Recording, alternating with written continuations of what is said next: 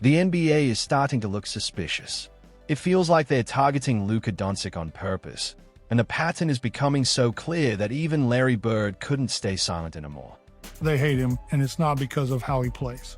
From those bad MVP rankings to that perfectly timed 16th technical foul, it doesn't feel random at all. It's like the league isn't just changing the rules for Luka Dončić.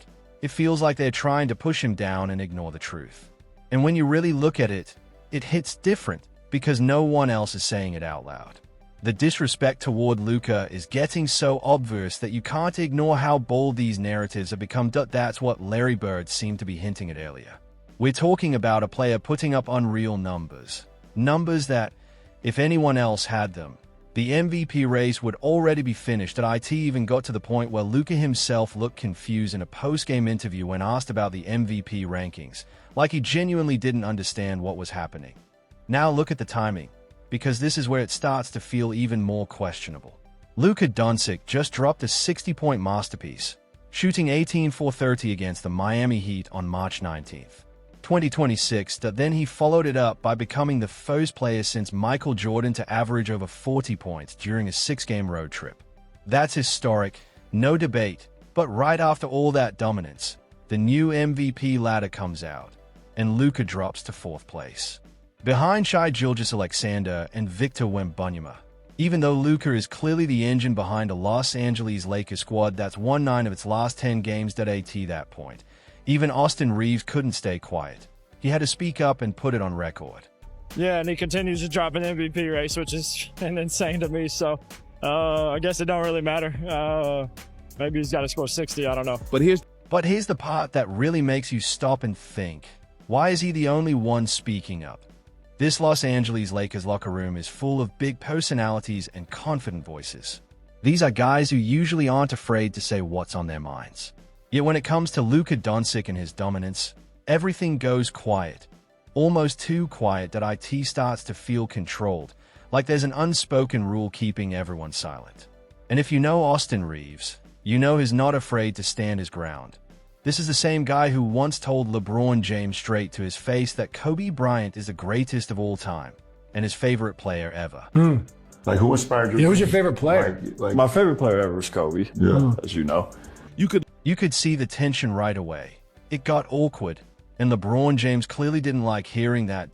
So now the big question is, if Austin Reeves is the only one speaking up for Luka Dončić, why is everyone else so quiet?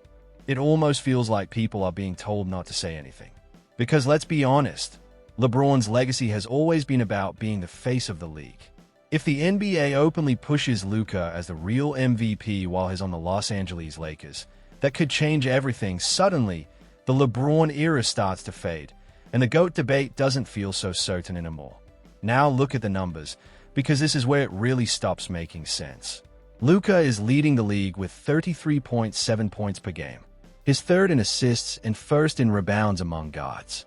That's complete dominance. Compare that to LeBron James in 2012, his championship year, when he averaged 27 points, 8 rebounds, and 6 assists and was praised as the best in the world.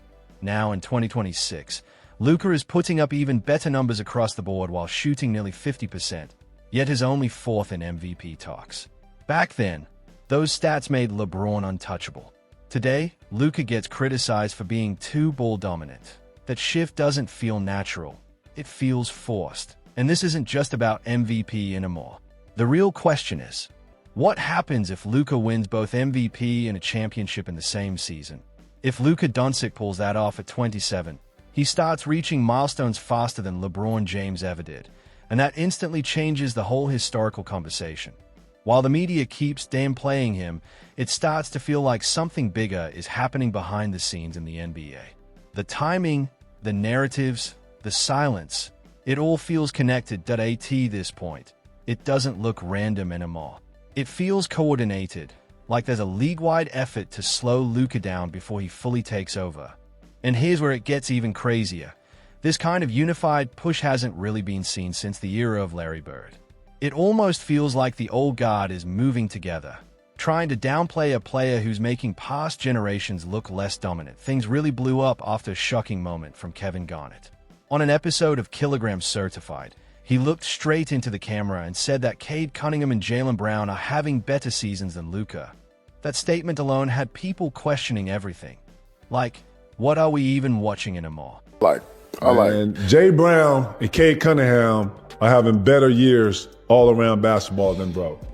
He really doubled down on that old two-way player argument, basically saying that because Luka Dončić isn't guarding the opponent's best scorer every single possession, his 34-point triple-doubles somehow don't matter. But that kind of thinking feels outdated. And honestly, it doesn't match what's actually happening on the court today. Let's talk about what's being ignored. Cade Cunningham might be leading the East, but is doing it with a Detroit Pistons roster built perfectly around him, where every piece fits his style. Meanwhile, Luka's situation is completely different. He's carrying a Los Angeles Lakers team where his key teammates, LeBron James and DeAndre Ayton, have missed a combined 48 games this season. That's not a small detail. That's the whole story. Even with all that instability, Luka has still pushed this team to the 3rd seed in a brutal Western Conference. But Kevin Garnett doesn't seem to factor that in. It feels like some of that old-school bias creeping in, where certain legends struggle to accept a European guard dominating the league like this. And Garnett isn't alone.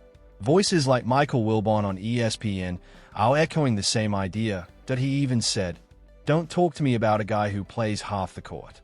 At that point, it stops sounding like analysis and starts sounding like a narrative. I think it's Jaylen Brown 1.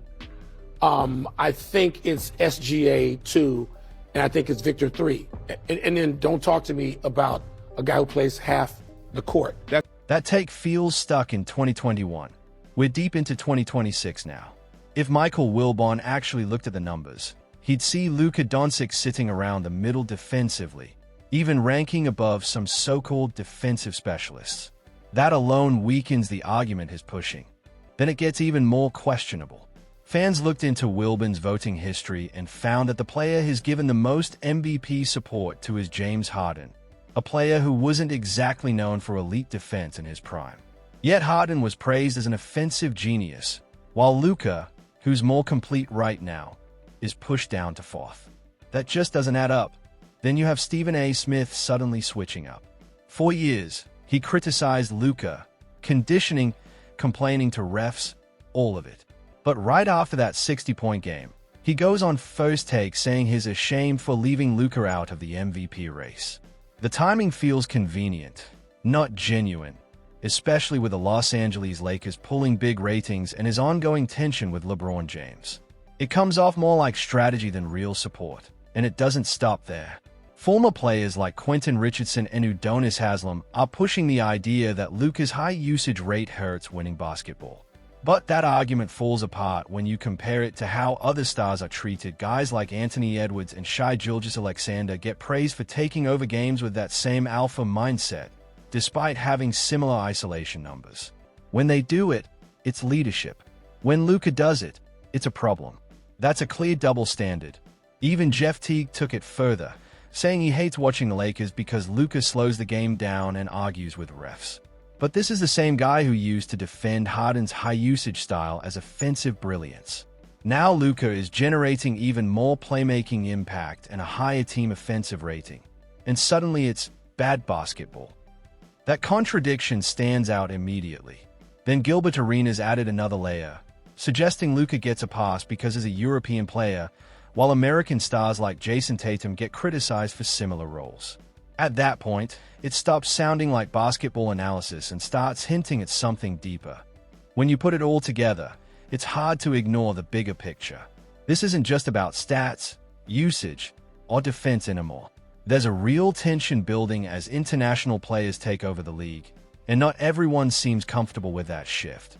The conversation has gone beyond the court. Now it's about who represents the future of the NBA. Larry Bird warned about this years ago, and now it feels like things are playing out exactly how he hinted. But before diving deeper into that, there's something else happening behind the scenes that deserves attention. While the media focuses on usage rates and defense, there seems to be a more calculated strategy quietly shaping the narrative, and that's where it starts to feel heavier. That if it looks like former players are just speaking emotionally, they might be missing the bigger picture. Anyone who follows the league closely can see the influence of LeBron James and Clutch Sports Group working in the background. At this point, it feels like more than just basketball. It's about control, image, and who gets to lead the next era of the league. Drop your thoughts in the comments. I want to know where you stand on all this.